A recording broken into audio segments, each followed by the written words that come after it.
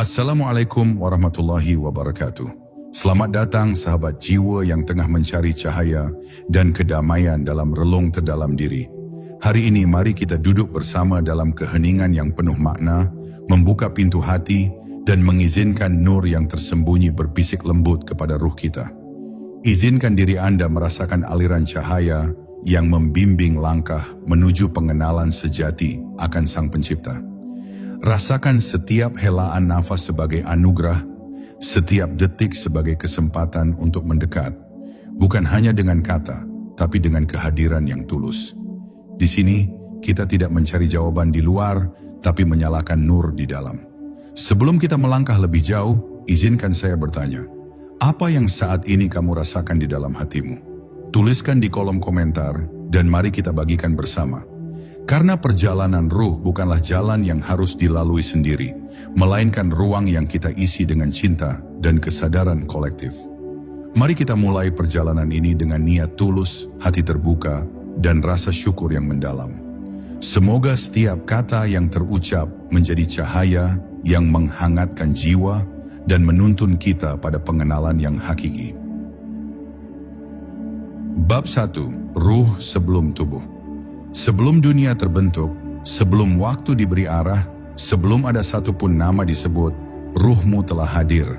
Ia tidak muncul dari tanah, bukan dari air, bukan dari udara atau api, tetapi dari sebuah kalimat yang tak bisa ditulis, dari kehendak yang tak bisa diukur.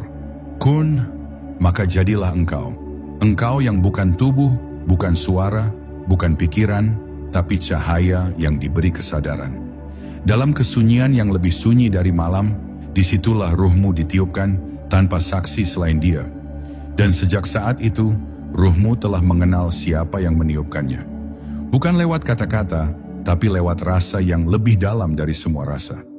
Rasa itu bernama pengakuan, dan ia tinggal di dasar ruhmu yang paling tersembunyi. Ruh tidak diberi bentuk, karena bentuk hanya diperlukan oleh dunia. Ruh tidak memiliki usia, karena ia hadir dalam kekekalan. Ia tidak tumbuh, tapi ia mengingat.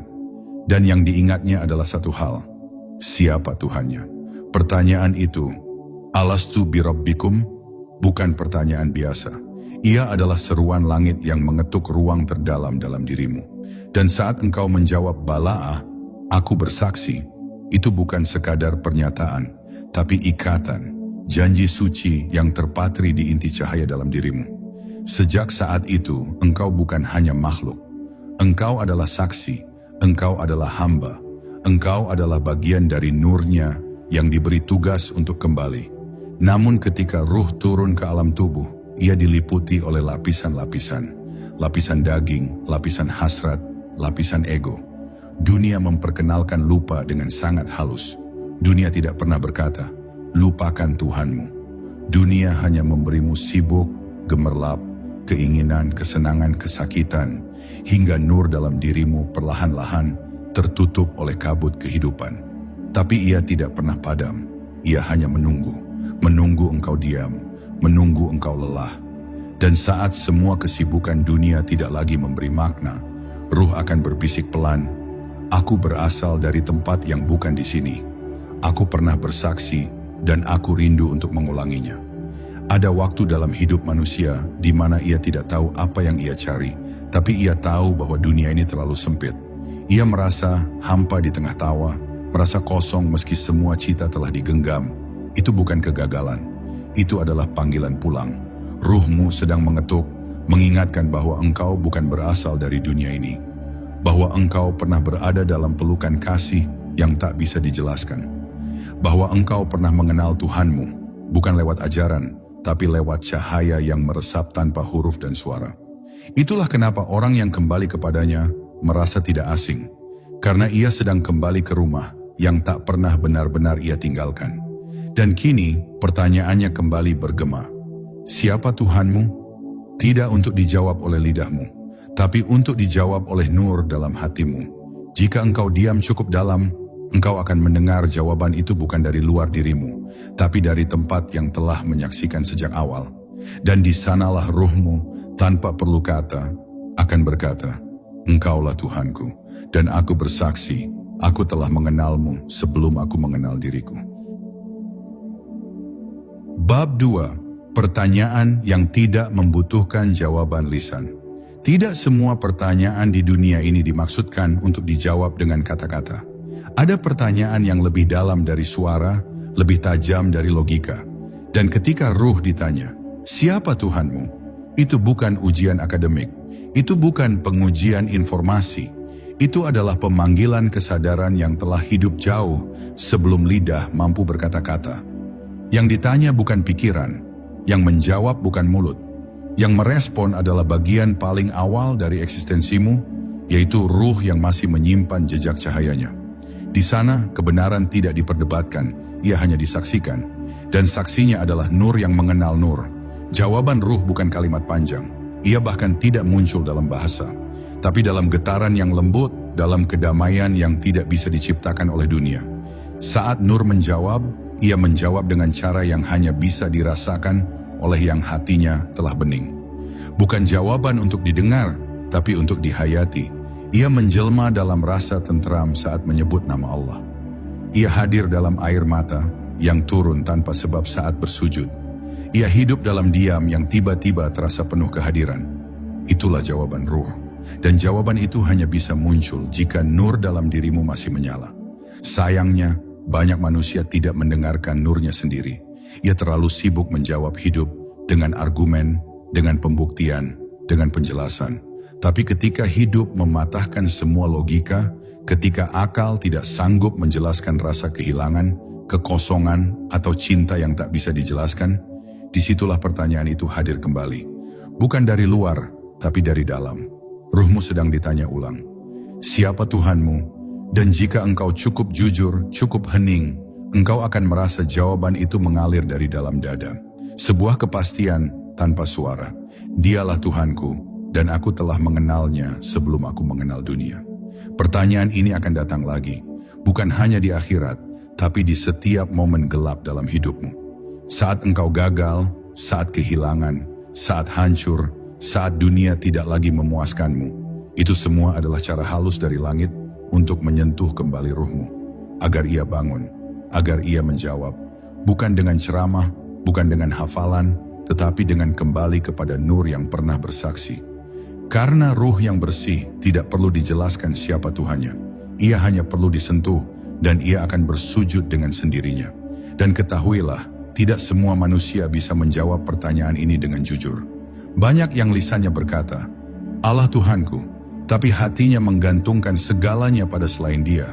Maka bukan jawaban di mulut yang dicari, tapi jawaban dalam hidup. Bagaimana engkau berpaut, bagaimana engkau berharap, kepada siapa engkau berserah. Ruh yang menjawab dengan nur, hidupnya akan mencerminkan jawabannya. Diamnya penuh kehadiran ilahi. Matanya memancarkan kepasrahan.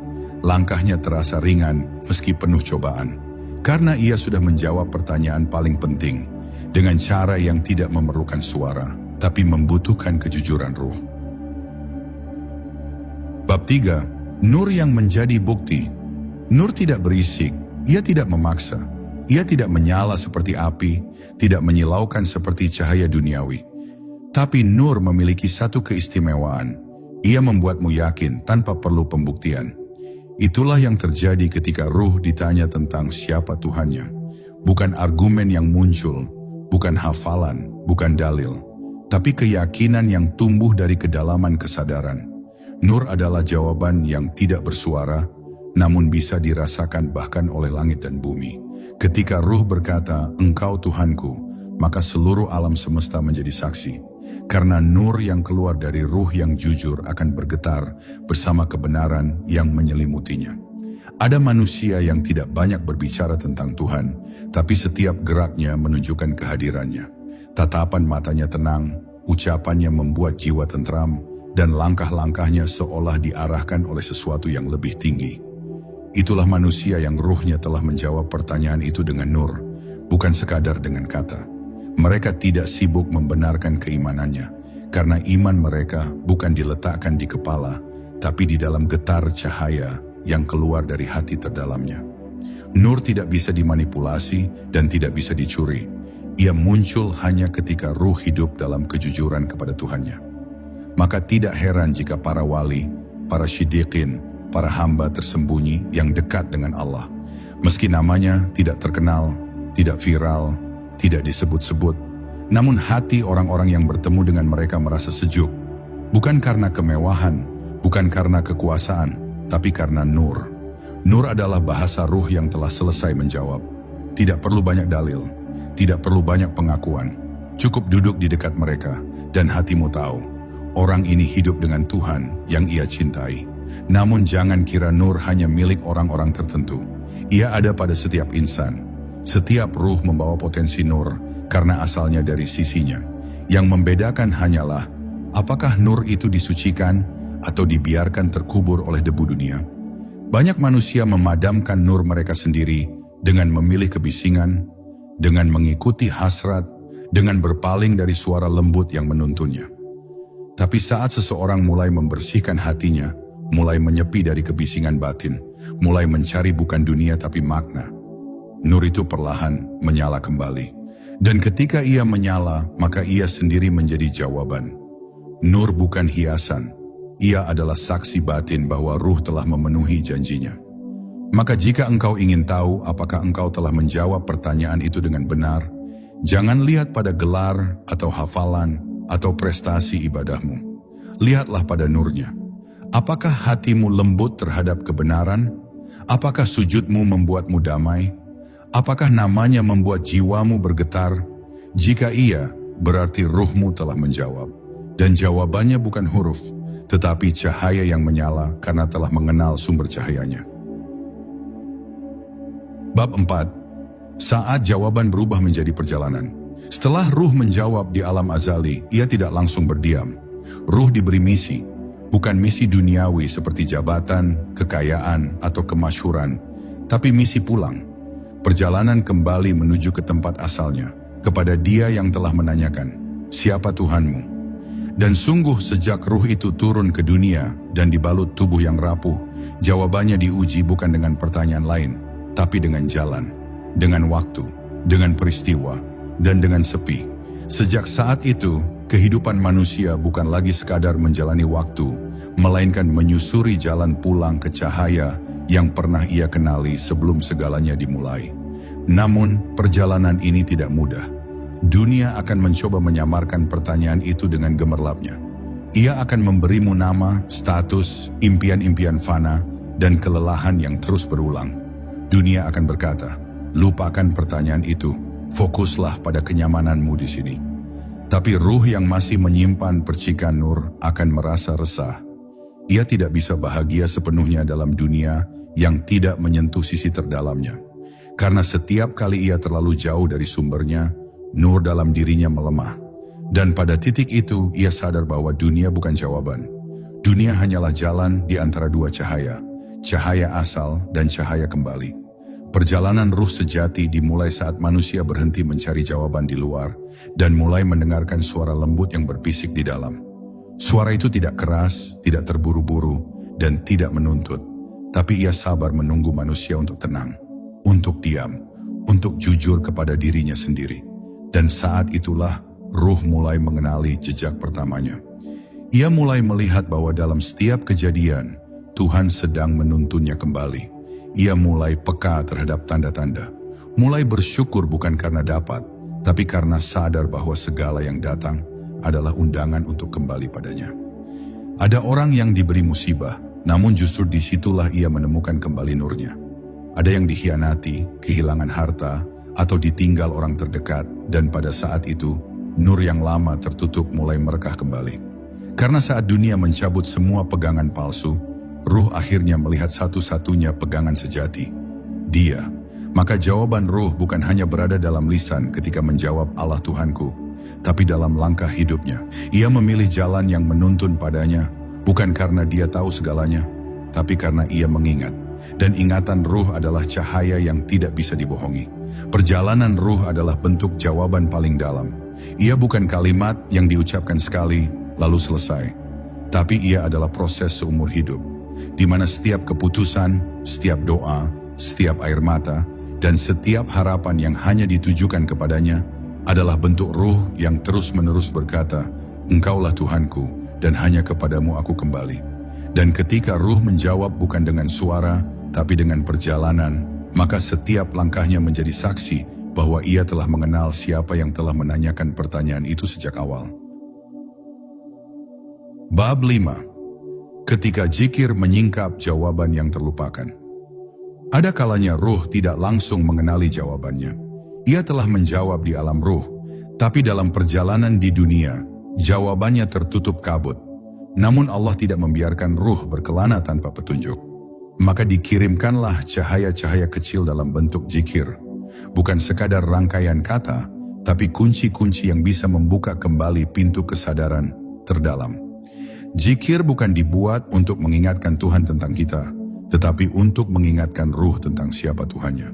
Dan saat zikir menyatu dengan nafas, menyatu dengan kesadaran, menyatu dengan getaran hati, maka ruh mulai mengingat. Bukan secara intelektual, tapi secara batiniah. Dalam diam yang penuh rasa, ketika seseorang menyebut Allah, Allah berulang kali, bukan hanya mulut yang bergerak. Jika ia melakukannya dengan khusyuk, dengan kejujuran, maka ruh di dalam dirinya perlahan akan bergetar. Ia sedang disentuh, ia sedang dipanggil pulang. Kalimat yang pendek itu bukan sekadar nama, ia adalah kunci resonansi yang cocok dengan struktur ruh manusia. Dan jika diucapkan bukan sekadar formalitas, tetapi dengan cinta dan rindu, zikir itu menjadi suara yang membangunkan ruh dari tidur panjangnya. Dan ruh pun mulai berkata, dalam rasa yang tak terdengar, aku tahu suara ini, aku pernah menjawabnya. Zikir yang dilakukan dengan penuh kehadiran adalah jawaban paling murni dari ruh. Ia tidak berbicara tentang Tuhan, tapi berbicara kepadanya. Ia tidak membahas, tidak mendiskusikan, tidak berargumentasi. Ia hanya hadir, ia hanya menyebut. Dan dari penyebutan itu, nur yang telah lama redup mulai berkedip. Sedikit demi sedikit kabut dunia tersingkap. Ruh mulai menyadari bahwa selama ini ia bukan hampa, hanya lupa. Dan zikir adalah proses membuka tirai-tirai kelupaan, hingga nur yang pernah menyaksikan Tuhannya, itu kembali bersinar seperti awal mula. Maka tidak mengherankan jika orang-orang yang dekat kepada Allah selalu menjadikan zikir sebagai nafas utama hidupnya. Bukan karena mereka lebih suci, tapi karena mereka sadar bahwa dunia terlalu pandai membuat lupa. Dan zikir adalah bentuk pengulangan kasih, seolah ruh sedang berkata setiap hari, Ya Allah, jangan biarkan aku jauh dari jawaban yang telah aku ucapkan di awal penciptaan. Dan zikir bukan tentang jumlah, tapi tentang kedalaman makna. Ada orang yang menyebut namanya satu kali saja, tapi dengan kesadaran penuh, dan itu cukup untuk membuat ruhnya menyala kembali, seperti bintang yang kehilangan malam. Jika engkau ingin ruhmu kembali menjawab pertanyaan yang dulu ia lafazkan dengan nur, maka dekatkanlah dirimu kepada zikir. Bukan sebagai ritual kosong, tapi sebagai jembatan nurani.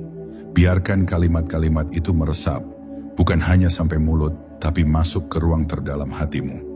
Karena di sanalah ruhmu masih menunggu, masih ingin menjawab ulang pertanyaan yang dahulu ia jawab dalam kemurnian cahaya. Engkaulah Tuhanku, dan aku bersaksi atasmu dengan seluruh jiwaku. Maka berzikirlah, agar ruhmu kembali menjadi saksi. Bab 6. Kesunyian sebagai tempat ruh mengingat. Di antara segala hiruk pikuk dunia, ada satu tempat yang tidak bisa didatangi dengan langkah kaki. Sebuah ruang yang tidak bisa diukur oleh jarak, tidak bisa difoto, dan tidak bisa dibicarakan sembarangan. Tempat itu bernama kesunyian. Dan hanya dalam kesunyian yang sejati, bukan sekadar sepi dari suara, tapi hening dari keinginan, ruh bisa mendengar kembali gema pertanyaan awalnya. Siapa Tuhanmu? Karena suara nur tidak pernah keras. Ia tidak bersaing dengan dunia. Ia hanya terdengar ketika dunia tidak lagi dikejar. Maka hanya yang berani diam, yang bisa mendengar jawaban dari dalam. Kesunyian bukan pelarian, ia adalah kembali. Karena sejak awal ruh hadir dalam keheningan dan ia tumbuh dari keheningan.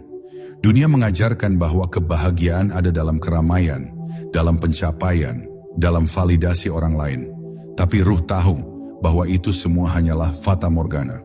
Maka ketika manusia lelah, ketika semua pencarian tidak lagi memuaskan, ia mulai masuk ke ruang sunyi. Dan di sanalah bukan hanya luka yang disembuhkan, tapi jawaban yang terlupakan pun diingatkan kembali. Karena ruh mengenal suara Tuhannya bukan di pasar, bukan di podium, tapi dalam sunyi yang penuh cahaya. Ada orang yang baru bisa mendengar suara ruhnya saat ujian datang, saat semua hilang, saat tubuh tak lagi kuat, saat dunia menolak, saat cinta pergi, saat cita tak tercapai. Di sanalah ruh mulai bicara, tapi bukan marah, bukan putus asa. Ruh tidak pernah menyerah karena ia berasal dari tempat yang tidak mengenal kecewa. Ia hanya rindu untuk kembali menjawab, Tuhanku tetaplah Engkau, walau dunia menghapus semua yang lain. Ujian dalam hidup bukan bentuk murka, tapi panggilan untuk menepi agar jawaban nur kembali terdengar. Ketika ruh diajak masuk ke dalam sunyi, ia mulai jujur. Ia tidak lagi sibuk membela egonya. Ia tidak butuh pembenaran. Ia hanya ingin pulang. Dalam hening itulah, zikir terasa lebih bermakna. Doa menjadi lebih dalam.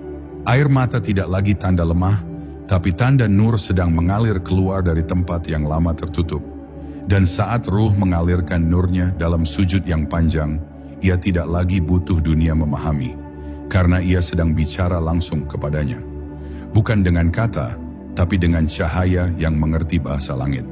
Kesunyian adalah tempat ruh meletakkan egonya dan mengambil kembali jawabannya. Maka jangan takut jika hidup membawamu ke dalam sepi. Jangan resah saat engkau merasa sendiri, karena mungkin Tuhan sedang mengundangmu masuk ke ruang rahasia itu, di mana pertanyaan yang pernah ditanam dalam ruh akhirnya dijawab kembali, bukan dengan suara, tapi dengan air mata yang suci dan bisikan yang keluar dari dada yang berserah. Engkaulah Tuhanku, dan aku kembali mengingatmu. Bab 7, Keheningan yang mengajarkan jawaban. Dalam ruang batin yang paling sunyi, tidak ada kata yang diucapkan, tidak ada suara yang terdengar, namun justru di sanalah ruh menemukan jawaban. Pertanyaan tentang Tuhan tidak selalu dijawab dengan dalil atau hafalan. Ruh tidak menoleh keluar, melainkan menunduk ke dalam. Di kedalaman itulah ia merasakan getaran yang tidak dapat dijelaskan, namun menggetarkan setiap hela nafas. Di sana tidak ada kebutuhan untuk menjelaskan siapa Tuhanmu, karena seluruh wujud ruh telah menjadi kesaksian itu sendiri. Orang-orang bijak mengatakan bahwa Tuhan tidak ditemukan dalam kegaduhan lidah, melainkan dalam diam yang menyala. Maka keheningan bukanlah ketiadaan. Ia adalah ruang hadirnya nur yang tidak menyilaukan, tapi menenangkan. Saat ruh diam, nur Allah datang seperti embun pagi, tidak memaksa, tapi menyerap perlahan ke dalam jiwa.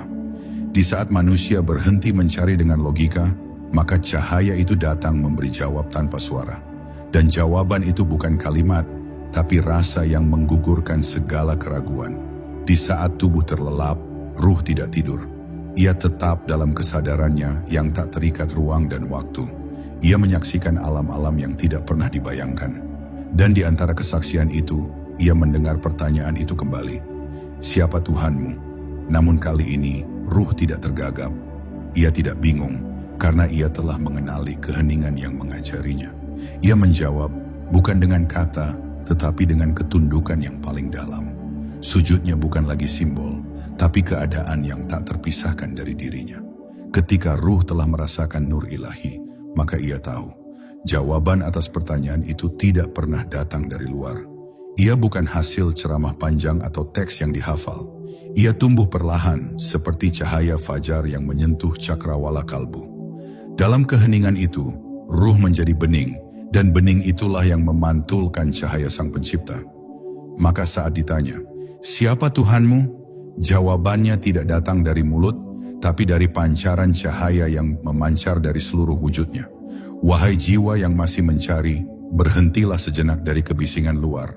Tarik nafas dalam-dalam dan masuklah ke ruang sunyi dalam dirimu. Di sana, bukan hanya engkau akan bertemu dirimu yang sejati, tapi engkau akan menyaksikan nur yang tak pernah jauh. Dan mungkin saat pertanyaan itu datang kelak, engkau tak perlu berkata apapun, karena cahaya dalam dirimu akan bersaksi dengan jelas. Inilah hamba yang mengenal Tuhannya, bahkan sebelum ia ditanya. Bab 8, getaran nur yang menghidupkan ruh. Dalam sunyi yang paling dalam, ketika dunia kehilangan suaranya dan pikiran tak lagi mampu menyusun kata, disitulah nur menjawab panggilan ilahi dengan cara yang hanya bisa dirasakan oleh ruh yang terjaga. Ruh tidak menjawab dengan bahasa manusia, karena bahasa mereka bukanlah huruf dan suara. Ruh menjawab dengan getaran, dengan denyut rasa, dengan hadirnya cahaya di tengah gelap kesadaran. Ketika ditanya, "Siapa Tuhanmu?" Jawaban ruh bukanlah sekadar Allah sebagai bunyi, melainkan sebagai nur yang hidup, menyala di setiap serat kesadaran ruhani. Ini bukan pengetahuan, tapi pengenalan. Bukan hafalan, tapi perjumpaan. Setiap manusia membawa nur kecil dalam dirinya, yang disebut oleh sebagian arif sebagai mithaq, cahaya perjanjian primordial antara ruh dan Tuhannya. Di alam azali itu, sebelum jasad dikenakan, ruh pernah menyaksikan Tuhannya secara ruhani. Dan dalam kesaksian itulah ruh mengenali Sang Pencipta, bukan karena diperintah untuk percaya, tapi karena ia telah melihat, telah merasa, telah menyatu sejenak dalam limpahan nurnya. Maka saat ruh kembali ditanya dalam alam kubur, "Siapa Tuhanmu?" Ia tak perlu berpikir. Ia hanya perlu menyentuh kembali getaran itu. Dan nur dalam dirinya menjawab dengan jujur, murni, dan bersaksi. Namun tidak semua ruh mampu menjawab, bukan karena mereka tidak tahu, tapi karena cahaya itu tertutup oleh kabut dunia yang tebal, nafsu yang tak dikendalikan, amarah yang dilestarikan, hasrat yang diagungkan, semuanya menjadi tirai yang menghalangi ruh dari nur yang seharusnya selalu menyala. Maka, manusia yang sepanjang hidupnya memelihara zikir, menjaga kesucian niat, dan memperhalus rasa, akan menemukan bahwa saat ruhnya ditanya, ia menjawab bukan dengan suara, tapi dengan pancaran nur yang menggetarkan seluruh penjuru alam ruhani. Nur yang menjawab pertanyaan itu bukan berasal dari luar, bukan dari bacaan kitab, bukan dari guru, bukan dari lingkungan, tapi dari dalam lubuk terdalam ruh itu sendiri. Ia adalah cahaya yang disimpan oleh Allah dalam fitrah insan sejak penciptaan awal. Maka betapa pentingnya perjalanan spiritual yang membersihkan cermin hati agar nur itu kembali bisa memantulkan cahayanya. Betapa beruntungnya mereka yang sepanjang hidup menjaga kebeningan jiwa, sehingga pada saat ruh ditanya, ia mampu menjawab tanpa ragu, karena nur itu telah menjadi bagian dari dirinya, bukan hanya sekadar ilmu yang tertanam di ingatan. Dan begitulah, nur menjawab bukan untuk meyakinkan yang bertanya. Nur menjawab karena ia telah menjadi saksi. Ia bersaksi atas kehadiran Tuhan, atas janji yang dulu telah diikrarkan, atas cinta yang melampaui ruang dan waktu. Ruh tidak berdusta dalam cahaya, ruh tidak bisa berbohong di hadapan nur. Maka bersihkanlah jiwamu, agar kelak ketika pertanyaan agung itu diajukan, engkau tidak terbata, tidak gelisah, tidak kosong, tapi tenang, lembut, dan bersinar. Karena nur di dalam dirimu telah menjawab sebelum engkau sempat berkata apa-apa. Bab 9. Keheningan yang menjadi bukti. Ketika ruh ditanya, "Siapa Tuhanmu?" Bukan hanya pengetahuan yang menjawab, bukan pula hafalan atau pemahaman dari buku semata. Ruh menjawab dengan keheningan yang penuh makna, sebuah diam yang tidak kosong tetapi syarat akan cahaya.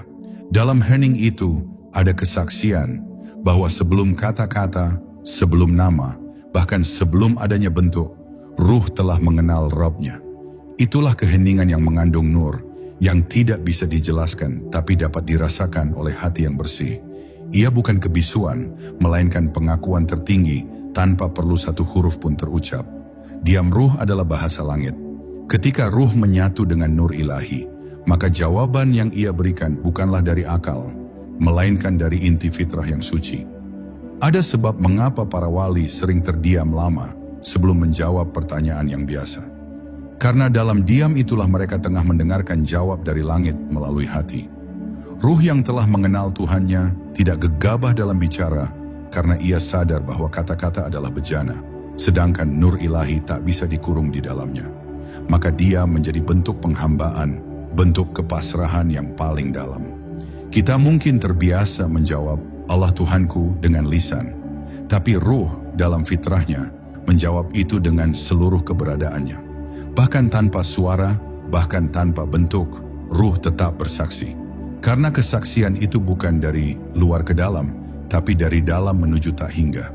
Keheningan ruh adalah lantunan zikir yang tak terdengar oleh telinga manusia, tapi didengar jelas oleh Arasy yang agung.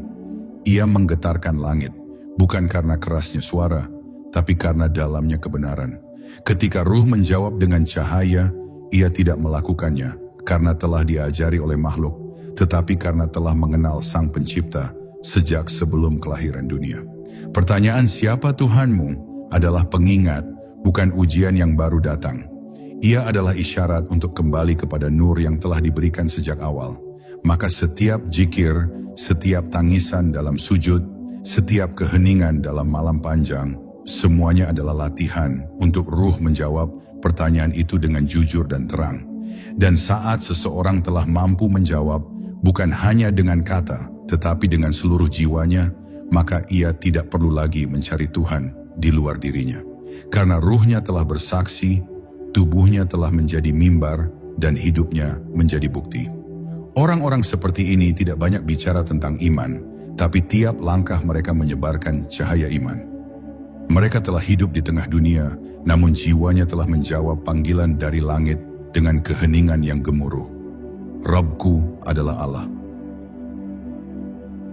Bab 10, Nur itu kembali menjadi satu. Dalam keheningan jiwa yang telah melalui ribuan lapisan ujian dan penyingkapan, akhirnya ruh yang dulu ditanya, "Siapa Tuhanmu?" menemukan bahwa jawaban itu bukan sekadar kata atau hafalan. Ia adalah nur, cahaya yang tak pernah berpisah, hanya terselubung. Dan saat seluruh lapisan nafs, ego, ambisi, dan keterikatan dunia tercabut satu persatu, maka ruh pun mengenali bahwa yang ia cari-cari di luar selama ini telah sejak awal bersemayam dalam dirinya. Maka tak ada lagi tanya, tak ada lagi jawab, hanya ada kesaksian batin yang membenamkan semua keakuan ke dalam samudera ketuhanan. Maka ketika ruh menjawab, bukan ia yang menjawab, melainkan Allah menjawab atas namanya sendiri.